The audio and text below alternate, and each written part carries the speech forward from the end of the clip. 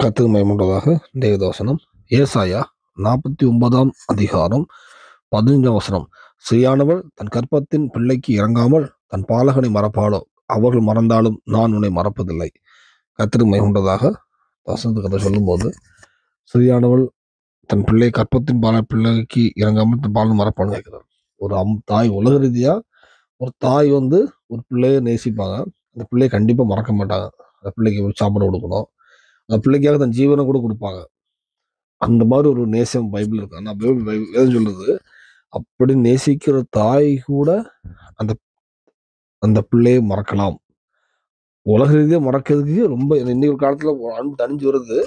ஆனா பாத்தீங்கன்னா உலக ரீதியா எல்லா மதக்காரங்கிட்டும் சரி, எல்லா மொழி பேச எல்லாம் காமனா பாத்தீங்கன்னா, ஒரு தாய் அந்த பிள்ளைய நேசிக்கும், அதிகமா நேசிக்கும்.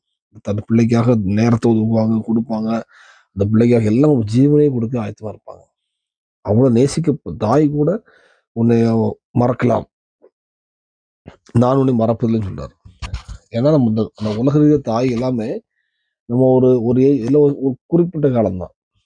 எல்லாம் பலத்தின் மீது 80 வருஷத்துக்கு உலகத்துக்கு போய் ஆகணும். அப்ப அந்த அன்பு எல்லாமே ஒரு ஷார்ட் பீரியட்ல வருது, அது போயிருது. அது கூட போயிடலாம், ஆனா ஒண்ணு மறக்குவதில்லைன்னு சொல்றாரு. நம்ம பிறக்கு முன்னாடி கத்து தெரியும், நித்திய காலமாக கூட இருக்க போறோம்.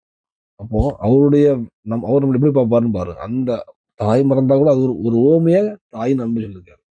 அப்போ இந்த வேளையில நம்ம வாழ்க்கையில அநேக கஷ்டங்கள் தாண்டி வரும்போது கர்த்தர் நம்மளை மறந்துட்டாரா இருக்கும், நம்ம கர்த்தர் தள்ளிப்பிடா நினைச்சோம். உண்மை நீங்க வாழ்க்கை சீர்பட்டு கரெக்டா இருக்குமானால், அதை மட்டும் நம்ம செஞ்சு கரெக்டா இருக்குமானால், நம்ம சில சிச்சுவேஷன் போனாலும் கர்த்தர் மறுபடியும் மறக்க மாட்டார். உங்களுக்குன்னு ஒரு டைம் வச்சிருப்பாரு. அந்த டைம்ல அதுல கண்டிப்பாக செய்வார். நம்ம செய்ய வேண்டியது நம்மளுடைய வாழ்க்கையை சீர்படுத்தி பார்த்துக்கணும். நம்ம வாழ்க்கையில உண்மையில சில பாவங்கள், சில தேவனோட தள்ளி போயிருப்போம். அதனால சில குறைகள் வந்திருக்கலாம். நம்ம அப்போ இல்லை நம்ம கரெக்டாக தான் இருக்கோம், கர்த்தர் நினைத்தருள்வார்னா அதுக்கு காலதாமதம் ஆகலாம். நம்ம வாழ்க்கையில குறைகள் ஏதாவது போனால், பாவங்கள், தேவன பிரியமில்லாத காரியங்களுக்கு அதை மட்டும் நம்ம சரி செஞ்சு போனால் கண்டிப்பாக உங்களை மறக்க மாட்டார். உங்களை சூழ்நிலை எல்லாவற்றும் ஜெயம் தருவார். உங்களுக்கு பூமியில் எல்லாவற்றும் சாட்சியும் கண்டிப்பா தருவார். ஒரு பரலோகத்துக்கு ஆயத்தப்படுவார். நம்ம அர்ப்பணிப்போம், வாழ்க்கை சீர்படுத்தும். தேவன கிருபை செய்வாராக. ஆமென்.